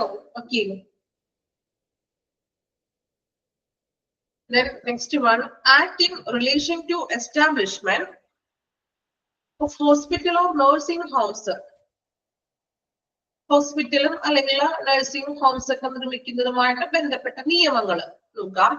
There are regional laws in each state controlling establishment and standards about the hospital and nursing homes. അല്ലെ, അതായത് പ്രാദേശികമായിട്ടുള്ള നിയമങ്ങൾ ഓരോ സംസ്ഥാനങ്ങളിലും ഉണ്ട്. So establishment and standard about the hospital nursing homes, ഒരു ഹോസ്പിറ്റൽ നിർമ്മിക്കാനാണെങ്കിലും നഴ്സിംഗ് ഹോംസുകൾ നിർമ്മിക്കാനാണെങ്കിലും അതാത് റീജിയണലിലായിട്ടുള്ള പ്രദേശങ്ങളിലായിട്ടുള്ള അതാത് സ്റ്റേറ്റുകളിൽ അതിനുള്ള നിയമങ്ങളും നിലവിലുണ്ട്. അടുത്തത് ഷോപ്സ് ആൻഡ് എസ്റ്റാബ്ലിഷ്മെന്റ് ആക്ട്. അടുത്തൊരു ആക്ട് ആണ്. ഈ ഒന്നും പറഞ്ഞിട്ടില്ല, എന്താണ് ആക്ട് എന്ന് മനസ്സിലാക്കാനുള്ളൂ. Shops and establishment act. Any establishment legally coming under this definition within the regional municipal jurisdiction should be registered under this act. The act is designed to manage the payment of wages, hours of work, leave, holidays, terms of services, and other work conditions of people who are employed in shop. അതായത് പറയുന്നത് establishment of legally coming under this definition, regional municipal jurisdiction. അതായത് ഇപ്പൊ ഒരു പ്രാദേശിക municipal അധികാര പരിധിക്കുള്ളിൽ നിയമപരമായിട്ട് ഈ ഒരു നിർവചനത്തിന് നമുക്ക് പറയാം. അതായത് ഇപ്പൊ മുനിസിപ്പൽ പരിധിക്കോ അല്ലെങ്കിൽ പ്രാദേശികമായിട്ടുള്ള പരിധിക്കോ ഉള്ളിൽ ഏതൊരു ഷോപ്പുകൾ, ഇപ്പൊ ഒരു കട ഷോപ്പ് നടത്തുകയാണെങ്കിൽ ഇത് ഷോപ്പ് ആൻഡ് എസ്റ്റാബ്ലിഷ്മെന്റ് ആക്ട് എന്നുള്ള ഇതിൽ രജിസ്റ്റർ ചെയ്തിരിക്കണം. നമ്മളൊരു പുതിയ കട തുടങ്ങാൻ പോകുന്നത്, എന്തെങ്കിലും ഒരു ഷോപ്പ് തുടങ്ങാൻ പോവുകയാണ് എങ്കിൽ മുനിസിപ്പൽ പരിധിക്കോ അല്ലെങ്കിൽ നമ്മൾ പ്രാദേശികമായിട്ടുള്ള ഒരു പരിധിക്കുള്ളിൽ നമ്മളൊരു ഷോപ്പ് തുടങ്ങുകയാണെങ്കിൽ ഈ ഷോപ്സ് ആൻഡ് എസ്റ്റാബ്ലിഷ്മെന്റ് എന്ന ആക്ടിന് കീഴിൽ നമ്മളത് രജിസ്റ്റർ ചെയ്തിരിക്കണം. ഇനി ഈ ഒരു ആക്ടിൽ പറയുന്ന കാര്യങ്ങൾ എന്തൊക്കെയാണ് നോക്കിയേ. Manage the payment of wages, അല്ലെ, വർക്ക് ചെയ്യുന്നവരുടെ അവരുടെ എംപ്ലോയീസിന്റെ പേയ്മെന്റ്, വേജസ് എങ്ങനെയാണ്, അവരുടെ ലീവ് എത്ര ലീവുകൾ കൊടുക്കുന്നു, working hours, terms of service, സേവനങ്ങളുടെ വേതനം എങ്ങനെയാണ് അവരുടെ സേവനങ്ങൾ, ഇതിനെയെല്ലാം നമ്മൾ ഈ ഒരു ആക്ടിൽ പറയുന്നു. ഇങ്ങനെ എന്നിവയെല്ലാമാണ് ഈ ഒരു ആക്ട് മാനേജ് ചെയ്യുന്നത്. അതായത് ഇത്ര ലീവ് കൊടുക്കണം, ഹോളിഡേസ് കൊടുക്കുന്നുണ്ടോ, ടേംസ് ഓഫ് സർവീസ്, ഇതെല്ലാമാണ് ഈ ഷോപ്സ് ആൻഡ് എസ്റ്റാബ്ലിഷ്മെന്റ് ആക്ടിൽ പറയുന്നത്. അവിടെ ഇയർ ഒന്നും കൊടുത്തിട്ടില്ല. സോ ഇയർ ഒന്നും പഠിക്കേണ്ട ആവശ്യമില്ല. എന്താണ് ആക്ട് എന്നുള്ളത് അറിഞ്ഞിരിക്കാം. മുനിസിപ്പൽ പ്രാദേശികമായിട്ടോ അതിന്റെ കീഴിൽ നമ്മളൊരു ഷോപ്പ് തുടങ്ങുകയാണെങ്കിൽ ഈ ഒരു ആക്ടിന് കീഴിൽ രജിസ്റ്റർ ചെയ്യണം. ഇനി ഈ ഒരു ആക്ട് പറയുന്നത് എംപ്ലോയീസിന്റെ wages, hours of work, leave, holidays, terms of service ഇതൊക്കെയാണ് ഈ ഒരു ആക്ടിൽ പറയുന്ന കാര്യങ്ങൾ. ക്ലിയർ ആണോ? Shops and establishment act. Okay, year ഒന്നും പഠിക്കാനില്ലാത്തതുകൊണ്ട് എളുപ്പമാണ്, വലിയ ബുദ്ധിമുട്ടില്ല. ജസ്റ്റ് ഒന്ന് വായിച്ചൊന്ന് മനസ്സിലാക്കിയാൽ മാത്രം മതി. അത് ബൈഹാർട്ട് ചെയ്യേണ്ട ആവശ്യമൊന്നുമില്ലല്ലോ. ബൈഹാർട്ട് ചെയ്യേണ്ട കാര്യമുണ്ടോ? ഒരു പ്രാവശ്യം നിങ്ങൾക്ക് വായിച്ചിട്ടുണ്ടെങ്കിൽ അത്യാവശ്യം മനസ്സിലാകുന്ന കാര്യമുണ്ട്, എളുപ്പമുള്ളത്. ഓക്കെ,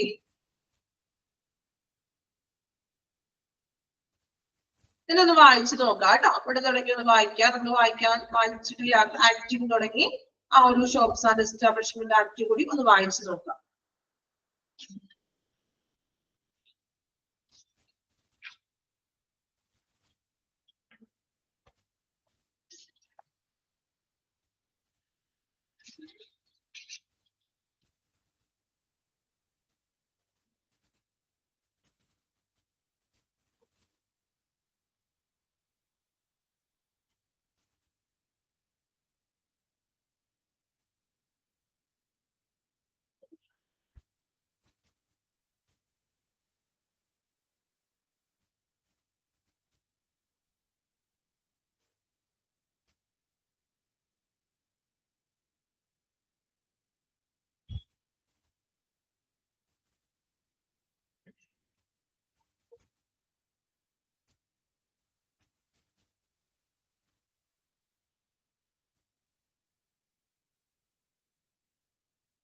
വായിച്ചോ? ഓക്കെ, നെക്സ്റ്റ് അടുത്ത ഒരു 2 ആക്ടുകളും കൂടി ഉണ്ട്. PCPNDT ആക്ട് കേട്ടിട്ടുണ്ടോ ആരെങ്കിലും? PCPNDT act. ആക്ട് പറഞ്ഞു കഴിയുമ്പോൾ നിങ്ങൾ കേട്ടിട്ടുണ്ടാകും, പക്ഷെ ആക്ടിന്റെ പേരുകളൊക്കെ ആദ്യമായിട്ട് കളിക്കായിരിക്കും അല്ലെ? PCPNDT ആക്ട് നോക്കാം. ഹോസ്പിറ്റലിൽ എഴുതി വെച്ചിരിക്കുന്നത് കണ്ടിട്ടുണ്ട്. എവിടെയായിട്ടാണ് എഴുതി വെച്ചിരിക്കുന്നത് ശ്രദ്ധിച്ചിരിക്കുന്നത്? ഏത് ഡിപ്പാർട്ട്മെന്റിലാണ്? ഏത് ഡിപ്പാർട്ട്മെന്റിലാണ്? യെസ്, ഗൈനക്കിന്റെ വിഭാഗത്തില് ഈ ഒരു ആക്ടിനെ കുറിച്ചിട്ട് എഴുതി വെച്ചിട്ടുണ്ടാകും. അപ്പൊ കണ്ടവര് ശ്രദ്ധിച്ചിട്ടുണ്ടാവും ചിലപ്പോൾ അല്ലെ? അവർക്ക് ഇതിനെ കുറിച്ച് കൂടുതലായിട്ടൊന്നും അറിയില്ലായിരിക്കാം. ഇന്ന് നമുക്കത് പഠിക്കാനുണ്ട്, നോക്കാം. PCPNDT act. The PCPNDT Act was approved on 20th September 1994. Underline ചെയ്യാട്ടോ, ഫസ്റ്റ് ലൈൻ അണ്ടർലൈൻ ചെയ്യാം. ഈ PCPND ആക്ട് നിലവിൽ വന്നത് 20th September 1994 ഓക്കെ. ഇനി PCPNDT അതിന്റെ ഫുൾ ഫോം ആണ് The Pre-Conception and Prenatal Diagnostic Techniques. Pre-Conception, Prenatal Diagnostic Techniques, Prohibition of Sex Selection and PCPNDT is a statute approved to stop the female feticide that has resulted in declining female sex ratio in India. അതായത് PCPNDT act പറയുന്നത്, അതായത് നമ്മള് ഇപ്പോ ഹോസ്പിറ്റലിൽ ഇപ്പോ എന്താണ് ഇപ്പൊ pregnant ആയിരിക്കുമ്പോൾ അല്ലെങ്കിൽ സ്കാൻ ചെയ്യുമ്പോൾ ഓൾറെഡി തോന്നുന്നു ഡോക്ടേഴ്സിന് അത് എന്താണ് ഫീമെയിൽ ആണോ സെക്സ് അറിയാൻ പറ്റും അല്ലെ? പക്ഷെ അത് പറയാറുണ്ടോ? പേഷ്യൻസിനോട് പറയാറുണ്ടോ ഫീമെയിൽ ആണോ അല്ലെങ്കിൽ മെയിൽ ആണോ ഫീമെയിൽ ആണോ? ഇല്ല. സോ ഇത് പറയാൻ പാടില്ല. അപ്പൊ അത് കർശനമായിട്ടും ഈ PCPNDT ആക്ട് പ്രകാരം നമ്മള് സെക്സ് സെലക്ഷൻ പറയാൻ പാടില്ല. Prohibition of sex selection. എന്തുകൊണ്ടാണ്? Then stop the female feticide has resulted in declining female sex ratio. അതായത് പെൺഭ്രൂണഹത്യക്ക് കാരണമായേക്കാം. അതായത് ചിലപ്പോൾ പെൺകുട്ടികളെ താല്പര്യമില്ലാത്തവരൊക്കെ ഉണ്ടാകാം. അപ്പൊ അതിനു വേണ്ടിയിട്ട് ചിലപ്പോൾ സെക്സ് ഏതാണ്, പെൺകുട്ടിയാണോ ആൺകുട്ടിയാണോ എന്നൊക്കെ ചോദിച്ചറിയും. സോ ഇന്ത്യയിലെ ഫീമെയിൽ സെക്സ് റേഷ്യോ നിരക്ക് വളരെ കുറവാണെന്ന്, അതിനാൽ തന്നെ എന്താണ് ഇങ്ങനെയുള്ളൊരിത് പാടില്ല എന്നാണ് ഈ ഒരു ആക്ട് പെർമിഷൻ ചെയ്യുന്നത്. ഇനി എനിക്ക് തോന്നുന്നു കുറച്ചും കൂടി നമ്മളുടെ പുറം രാജ്യങ്ങളിലൊക്കെ ആണെങ്കിൽ അബ്രോഡിലൊക്കെ ആണെങ്കിൽ ഇങ്ങനെ ഒരു ആക്ട് പ്രാബല്യത്തിൽ വന്നിട്ടില്ല. ഉണ്ടോ? അവിടെ പുറത്തെ രാജ്യങ്ങളൊക്കെ ആണെങ്കിൽ ഓൾറെഡി അവര് എന്താണ് സ്കാൻ ചെയ്യുമ്പോൾ പറയും അല്ലെ? ചിലപ്പോ സെക്സ് സെലക്ഷൻ ഏതാണെന്ന് ഓൾറെഡി പറഞ്ഞിട്ടുണ്ടാകും. പക്ഷെ നമ്മുടെ ഇന്ത്യയിലും ഈ നിയമം കർശനമായിട്ട് തന്നെ നമ്മൾ പാലിച്ചിരിക്കണം. ഇല്ലേ? നിങ്ങൾ കേട്ടിട്ടില്ലേ? അബ്രോഡിലൊക്കെ ആണെങ്കിൽ സെക്സ് സെലക്ഷൻ ഒക്കെ കൃത്യമായിട്ട് അവിടെ പ്രൊഹിബിഷൻ ഒന്നും ഇല്ല. പക്ഷെ ഇന്ത്യയിലെ ഈ നിയമം നമുക്ക് ബാധകമാണ്. കാരണം അങ്ങനെ പറയാൻ പാടില്ല എന്നുള്ളതാണ് ഈ ഒരു നിയമപ്രകാരം പറയുന്നത്. PCPLDT ആക്ട് പ്രകാരം പറയുന്നത്. ഓക്കെ, ഇത് വായിച്ചു നോക്കിക്കോളൂ. ഇയർ അണ്ടർലൈൻ ചെയ്തിട്ടുണ്ട്. വായിക്കുമ്പോൾ തന്നെ ഒന്ന് മനസ്സിലാക്കി പഠിച്ചും കൂടി പോവാട്ടോ.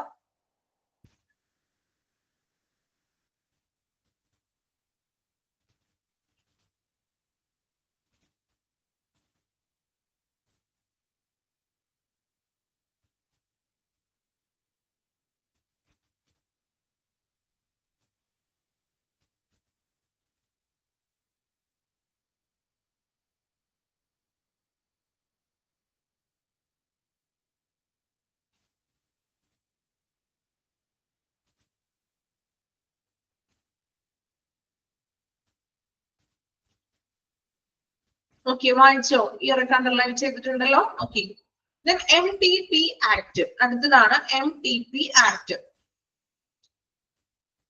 The Medical Termination of Pregnancy Act. MTPയുടെ ഫുൾ ഫോം ആണ് medical termination of pregnancy act 1971. Underline ചെയ്യാട്ടോ year.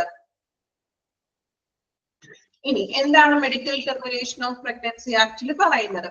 In act to provide for the stoppage of a certain pregnancies by registered medical practitioners and for matters linked therewith.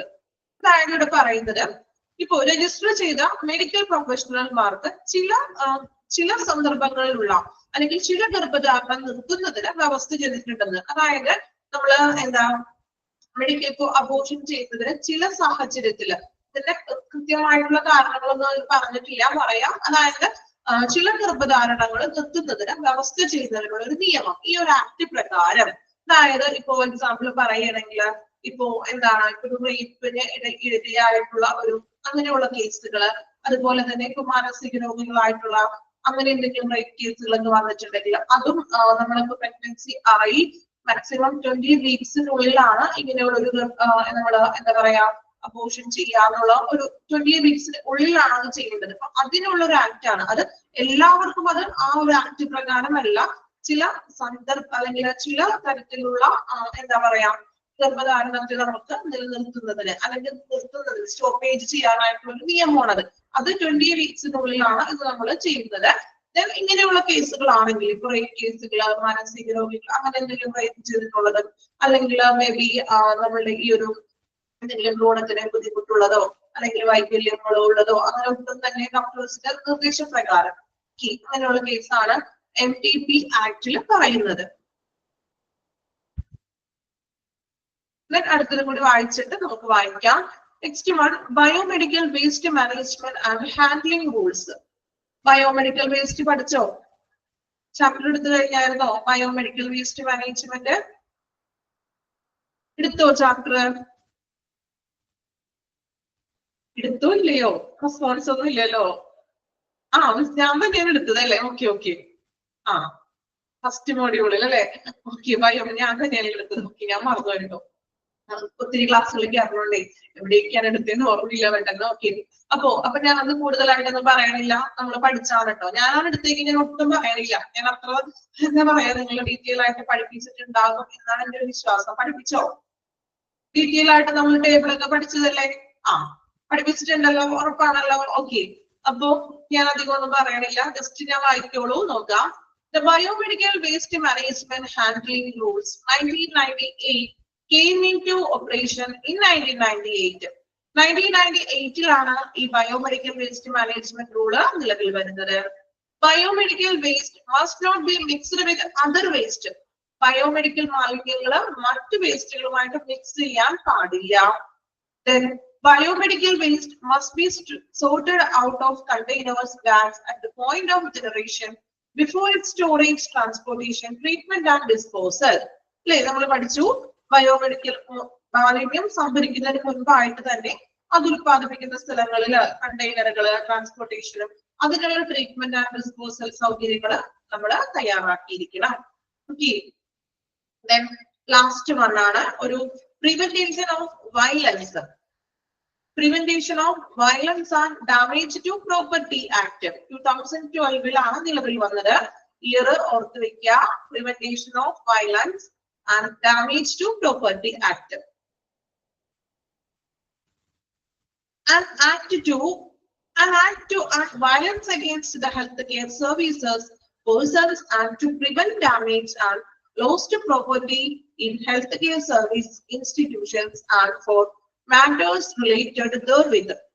അതായത് ഇപ്പോ ഹോസ്പിറ്റലോ അല്ലെങ്കിൽ ആരോഗ്യ സേവന സ്ഥാപനങ്ങളോ അല്ലെങ്കിൽ ആ സ്ഥാപനങ്ങളിലെ വ്യക്തികൾക്കെതിരായിട്ടുള്ള ആക്രമണങ്ങൾ അല്ലെ, അല്ലെങ്കിൽ ഇപ്പൊ ആ ഒരു സ്ഥാപനം നശിപ്പിക്കുക, അല്ലെങ്കിൽ ചിലപ്പോ എന്താണ് അത് തകർക്കുക, എന്താ പറയാ ആക്രമണങ്ങൾ സൃഷ്ടിക്കുക, അല്ലെങ്കിൽ പ്രോപ്പർട്ടീസ് ഒക്കെ തടയുക, അല്ലെങ്കിൽ അവരുടെ നാശനഷ്ടങ്ങളൊക്കെ സംഭവിക്കുക, അതുമായിട്ട് ബന്ധപ്പെട്ട കാര്യങ്ങൾക്കായിട്ടുള്ള നിയമമാണിത്. അങ്ങനെയൊക്കെ നമുക്ക് ഒരു പ്രോപ്പർട്ടി തകർക്കാനോ ആക്രമിക്കാനൊക്കെ വന്നിട്ടുണ്ട് എങ്കിൽ ഈ ഒരു prevention of violence and damage to property act പ്രകാരം നമുക്ക് കേസ് ഫയൽ ചെയ്യാവുന്നതാണ്. ആ പേരിൽ തന്നെയുണ്ട് വയലൻസ്, പ്രോപ്പർട്ടി ഡാമേജ് ആക്കുക അല്ലെങ്കിൽ ആക്രമണം ചെയ്യുക എന്ന്. ഹോസ്പിറ്റലോ അല്ലെങ്കിൽ ഹെൽത്ത് കെയർ സർവീസിൽ വന്നിട്ട് അവിടുത്തെ പ്രോപ്പർട്ടി നശിപ്പിക്കുക അല്ലെങ്കിൽ അവിടെ ആക്രമണം സൃഷ്ടിക്കുക എന്നിങ്ങനെയുള്ള കേസ് ഒക്കെ വന്നിട്ടുണ്ടെങ്കിൽ ഈ പ്രിവെന്റേഷൻ ഓഫ് വയലൻസ് ആക്ട് വഴി നമുക്ക് കേസ് ഫയൽ ചെയ്യാം. ഓക്കെ, ഇങ്ങനെ വായിച്ചു നോക്കുക. ബയോമെഡിക്കൽ വേസ്റ്റും ലാസ്റ്റ് വൺ കൂടി വായിക്കാം.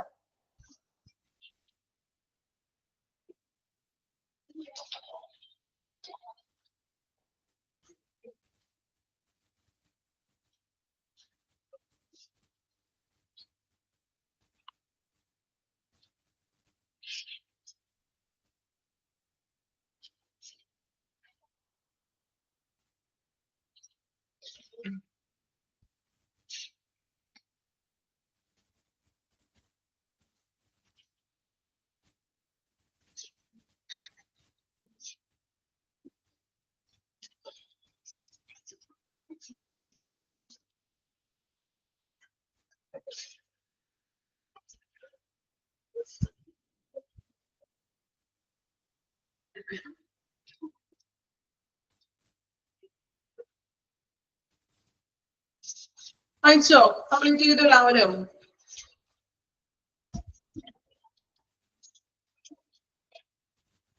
ഓക്കെ, ഇപ്പൊ നമ്മളുടെ എത്തിക്കൽ ആൻഡ് ലീഗൽ ഇഷ്യൂസ് എന്ന് പറഞ്ഞ ചാപ്റ്റർ ഇവിടെ കംപ്ലീറ്റ് ആയിട്ടുണ്ട്. ഈ ഒരു ചാപ്റ്ററിൽ നമ്മൾ ഒത്തിരി നിയമങ്ങൾ പഠിച്ചു, ആക്ടുകൾ പഠിച്ചു, വർഷങ്ങൾ പഠിച്ചോ? പഠിച്ചോ? ഒന്നുകൂടി ചോദിക്കട്ടെ. അത്യാവശ്യം നല്ല രീതിയിൽ വർഷങ്ങളും ആക്ടുകളും പഠിക്കാനായിട്ടുണ്ട്. സോ നമുക്ക് ജസ്റ്റ് ഒന്ന് റിവൈസ് ചെയ്യാം. നോക്കാം. അപ്പൊ നമ്മള് എത്തിക്കൽ ആൻഡ് ലീഗൽ ഇഷ്യൂല് ഫസ്റ്റ് എത്തിക്സ് എന്താണ്, ലീഗൽ എന്താണെന്നുള്ളത് പഠിച്ചു. ദെൻ ലീഗൽ ആസ്പെക്ട്സില് ലോവിനെ കുറിച്ച് 3 പോയിന്റ് പറഞ്ഞിട്ടുണ്ട്. അത് പഠിക്കാൻ ഞാൻ പറഞ്ഞിട്ടുണ്ടായിരുന്നു. ദെൻ അത് പഠിക്കാം. അതുപോലെ തന്നെ ദെൻ റീസൺസുകൾ അല്ലെ, എന്തുകൊണ്ടാണ് നമ്മള് hospital and medical administrator ethical and legal ആസ്പെക്ട്സിനെ കുറിച്ച് അറിഞ്ഞിരിക്കേണ്ടത്, അതിന്റെ കാരണങ്ങൾ നോക്കിയായിരുന്നു. മെഡിക്കോ ലീഗൽ കേസസിന് എക്സാമ്പിൾസ് പഠിക്കാൻ പറഞ്ഞിട്ടുണ്ട്, പഠിച്ചിട്ടുണ്ടാവുമെന്ന് വിചാരിക്കുന്നു. ദെൻ പിന്നീട് നമ്മൾ ആക്ടുകൾ ഓരോന്നും പഠിച്ചു അല്ലെ. ഓരോ ഇൻഡസ്ട്രിയൽ ഡിസ്പ്യൂട്ട് ആക്ട് 1947 നിലവിൽ വന്നു. ഹോസ്പിറ്റലിന്റെ കീഴിൽ അല്ലെങ്കിൽ ഇൻഡസ്ട്രിയിൽ നടക്കുന്ന പ്രശ്നങ്ങളും തർക്കങ്ങളൊക്കെ പരിഹരിക്കാനായിട്ട് വരുന്നതാണ്. ദെൻ മിനിമം വേജസ് ആക്ട് പഠിച്ചു. അത് നമ്മൾ ഒരു മിനിമം വേജസ് എംപ്ലോയീസിന് കൊടുക്കുക. ദെൻ അതിൽ തന്നെ PF 1952 PF നമ്മൾ പറഞ്ഞു എംപ്ലോയി ഈക്വൽ കോൺട്രിബ്യൂട്ട് ചെയ്യുന്നതാണ്. ദെൻ എംപ്ലോയി ജോലിയിൽ നിന്നും വിരമിക്കുമ്പോൾ ഈ ഒരു PF ആനുകൂല്യം എംപ്ലോയിക്ക് ലഭിക്കുന്നു. ദെൻ ബോണസ് ആക്ട് പഠിച്ചു. നമുക്ക് സീസണൽ ആയിട്ടുള്ള ഇപ്പൊ ഓണം, ക്രിസ്മസ് എന്നിങ്ങനെയുള്ള ടൈമില് എംപ്ലോയീസിന് ബോണസ് കൊടുക്കുന്നു. ദെൻ ഗ്രാറ്റുവിറ്റി ആക്ട് എംപ്ലോയീസിന് വിരമിച്ചതിന് ശേഷം 15 ഡേയ്സ് പേയ്മെന്റിന്റെ വേതനത്തിന്റെ അടിസ്ഥാനത്തിൽ നമുക്ക് ലഭിക്കുന്നതാണ് പേയ്മെന്റ് ഓഫ് ഗ്രാറ്റുവിറ്റി ആക്ട് എന്ന് പറഞ്ഞിട്ടുണ്ടെങ്കിൽ. Then payment of wages act നമ്മളുടെ വേജസിന്റെ ഡീറ്റെയിൽസ് ഒക്കെ കാണിക്കുന്നത്. ദെൻ മാസത്തിലുള്ള ഒരു 7 ഡേയ്സിനുള്ളിൽ സാലറി കൊടുത്തിരിക്കണം. ദെൻ ESI പഠിച്ചു. ESI നമ്മൾ പറഞ്ഞു ഈക്വൽ കോൺട്രിബ്യൂഷൻ ആണ്. എംപ്ലോയീസ് 4% ആണ് കോൺട്രിബ്യൂട്ട് ചെയ്യുന്നത്. ദെൻ ട്രീറ്റ്മെന്റ് എംപ്ലോയീസിനും ഡിപെൻഡൻസിനും ട്രീറ്റ്മെന്റ്സ് മെഡിക്കൽ ട്രീറ്റ്മെന്റ്സുകൾ ESI വഴി ലഭിക്കുന്നു. പിന്നെ നമ്മൾ പഠിച്ചു ഇന്ത്യൻ മെഡിക്കൽ കൗൺസിൽ ആക്ട്. അപ്പൊ അതില് മെഡിക്കൽ പ്രാക്ടീഷണേഴ്സും അല്ലെങ്കിൽ മെഡിക്കൽ എഡ്യൂക്കേഷനൊക്കെ കൺട്രോൾ ചെയ്യുന്നത് ഇന്ത്യൻ മെഡിക്കൽ കൗൺസിൽ ആക്ട് ആണ്. Then Indian nursing council act, അതായത് നഴ്സിംഗ് രജിസ്ട്രേഷൻ, നഴ്സസിന്റെ ഒക്കെ രജിസ്ട്രേഷൻ ചെയ്യുന്നത്. പിന്നെ പഠിച്ചു ഫാർമസി ആക്ട്. ഫാർമസീസും ഡ്രഗ് സ്റ്റോറൊക്കെ ഡീൽ ചെയ്തിരിക്കുന്നത് ഈ ഒരു ആക്ട് പ്രകാരമാണ്. ഇനി നമ്മള് birth and death marriage registration ആക്ടുകൾ. ഇപ്പൊ ഹോസ്പിറ്റലിൽ നിന്നാണ് ബർത്തും ഡെത്തും നമ്മൾ ചെയ്യുന്നത്. അതുപോലെ തന്നെ മുനിസിപ്പൽ അതോറിറ്റിയിലേക്ക് നമ്മൾ ആ രജിസ്ട്രാർ ഓഫീസിൽ ഇപ്പൊ മാരേജ് ഒക്കെ ആണെങ്കിൽ അത് രജിസ്റ്റർ ചെയ്തിരിക്കണം. പിന്നെ ലോ ഓഫ് ടോർട്ട് പഠിച്ചു. അതിൽ ഇമ്പോർട്ടന്റ് ആണെന്ന് ഞാൻ പറഞ്ഞു. ലാറ്റിൻ വേർഡ് ആയിട്ടുള്ള ടോർട്ടസിൽ നിന്നാണ് ടോർട്ട് എന്നുള്ള ഒരു വേർഡ് വന്നത്. അതിന്റെ മീൻസ് ട്വിസ്റ്റഡ് ഓർ തൂക്കഡ്. അതിന്റെ കുറച്ച് എക്സാമ്പിൾസ് നോക്കണം. പിന്നെ നമ്മൾ ഇതിലെടുത്ത കൺസ്യൂമർ പ്രൊട്ടക്ഷൻ ആക്ട്, അതുപോലെ അതിൽ കൺസ്യൂമർ ആരാണെന്നുള്ളത് പഠിക്കണം. അതിന്റെ പിന്നെ പേഷ്യൻസ് ഓഫ് ബിൽസ് അല്ലെ, ഒരു ഹോസ്പിറ്റലിലെ ഒരു പേഷ്യന്റ് എന്ന നിലയ്ക്ക് നമുക്ക് ലഭിക്കാവുന്ന അവകാശങ്ങൾ എന്തൊക്കെയാണ്. Society registration act 1860, state public charitable trust act, അതുപോലെ PC, TNDT, MTP, biomedical waste. Last വരെ നമ്മൾ പഠിച്ചത് prevention of violence and damage to property. ഇത്രയുമാണ് നമ്മൾ ഈ ഒരു ചാപ്റ്ററിലൂടെ പഠിച്ചത്. ആണോ? ഓക്കെ ആണോ? ഒറ്റ ശ്വാസത്തിൽ ഞാൻ പറഞ്ഞു അല്ലെ? ഓക്കെ. ഇന്ന് നമുക്ക് ജസ്റ്റ് ഒന്ന് ഇയേഴ്സുകൾ ഒന്ന് പറയാം. ഓരോ ഇയറുകൾ ഒന്ന് എടുത്ത് പറയാം. നിങ്ങൾക്ക് അറിയാവുന്നത് പെട്ടെന്ന് നിങ്ങൾ കമന്റ് ആയിട്ട് തന്നെ ഇട്ടോളൂ. സോ നമുക്ക് ആ ഒരു ഓർഡർ അനുസരിച്ചിട്ട് ഒന്ന് നമ്മളുടെ ഓർഡർ അനുസരിച്ചിട്ടേ ഞാൻ പറഞ്ഞല്ലോ ലാസ്റ്റ് നമുക്കൊന്ന് ഒരു ഓർഡർ അനുസരിച്ചിട്ട് ഒന്ന് പഠിക്കാവുന്നു അല്ലെ? അപ്പൊ ഒരു ഓർഡർ അനുസരിച്ച് നമുക്ക് ഓരോ ആക്ടുകളൊന്ന് പറഞ്ഞു നോക്കാം. ഫസ്റ്റ് ഓർഡറിൽ പഠിക്കാനായിട്ടുള്ളത് 1933 ആണ് ഫസ്റ്റ് കിടക്കുന്നത് ഇതില് അല്ലെ?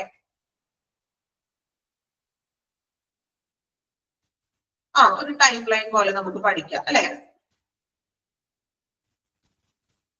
IMC അല്ലെ 1933. ഓക്കെ, 1933 നമുക്ക് ഫസ്റ്റ് തുടങ്ങി സ്റ്റാർട്ട് ചെയ്യാം കേട്ടോ. ആദ്യം 1933 ഏത് ആക്ട് ആയിരുന്നു? Indian medical council act. Okay, 1933 Indian medical council act, IMC. എന്നല്ലോ IMC. Okay, അടുത്തത് 1936 വരുന്നുണ്ട്. ഓക്കെ, നെക്സ്റ്റ് വൺ 1936 ഏതാണ്? Payment of wages act. 1936 payment of wages act അല്ലെ?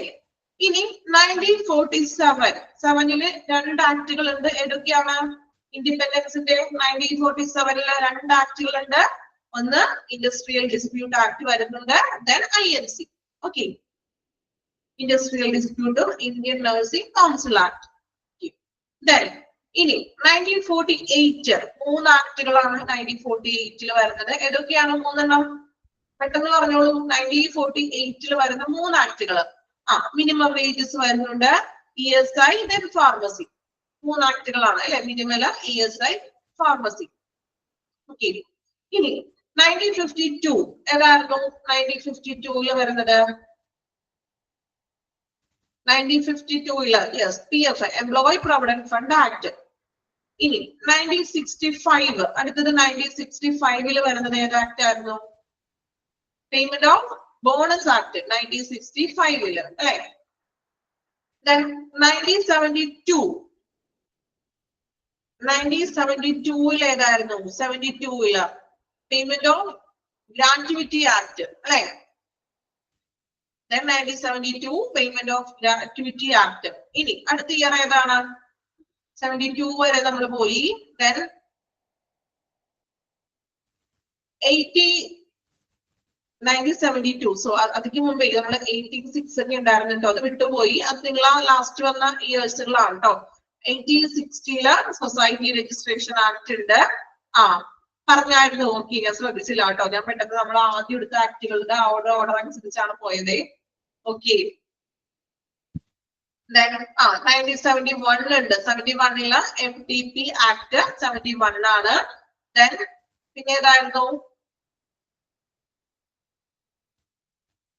പിന്നെ 1994 PCPNDT കൺസ്യൂമർ പ്രൊട്ടക്ഷൻ ആക്ട് ഏതായിരുന്നു? ഏതായിരുന്നു year? 1987 consumer protection act. Last നമ്മൾ പറഞ്ഞത് MTP 1971, biomedical 1998, at last 2012 prevention of violence and damage to property. Okay, നിങ്ങളതൊരു time line പോലെ ഒന്ന് not ചെയ്ത് വെക്കണം കേട്ടോ. എഴുതി നിങ്ങൾ തന്നെ സ്വയം നോട്ട് ചെയ്തിട്ടൊന്ന് എഴുതി വെച്ച് പഠിക്കാം.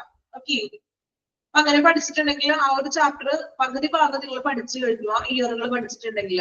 അപ്പൊ നിങ്ങൾ തന്നെ ഒന്ന് സ്വയം നോട്ട് ചെയ്തിട്ട് ഒന്ന് വെച്ച് പഠിക്കണം, മറന്നു പോകരുത് ആരും. അതിനുവേണ്ടി കുറച്ച് സമയം നിങ്ങൾ കണ്ടെത്തണം, എങ്കിൽ അത് പഠിക്കാൻ പറ്റുള്ളൂ. അല്ലെങ്കിൽ നിങ്ങൾ ഓരോ ഇയറും അവിടെ നിന്ന് ഇവിടെ നിന്നൊക്കെ മറിച്ച് നോക്കിയിട്ടുണ്ടെങ്കിൽ നിങ്ങൾക്ക് കിട്ടില്ല. ഓക്കെ, അതുകൊണ്ട് അതൊന്ന് നിങ്ങൾ ടെക്സ്റ്റ് ബുക്കിന്റെ ബാക്കിലോ അല്ലെങ്കിൽ ഒരു പേപ്പറിലോ അല്ലെങ്കിൽ ഒരു റഫ് ബുക്ക് എടുത്തിട്ട് ഒന്ന് ടൈം ലൈൻ പോലെ എഴുതി പഠിക്കുക. അപ്പൊ നിങ്ങൾക്ക് ആ ഒരു ഓർഡർ മാറി പോകിയതില്ല, ഇയേഴ്സുകൾ കൃത്യമായിട്ട് നിങ്ങൾക്ക് പഠിക്കാനും പറ്റും ആ ഓർഡർ അനുസരിച്ച് പഠിച്ചിട്ടുണ്ടെങ്കിൽ.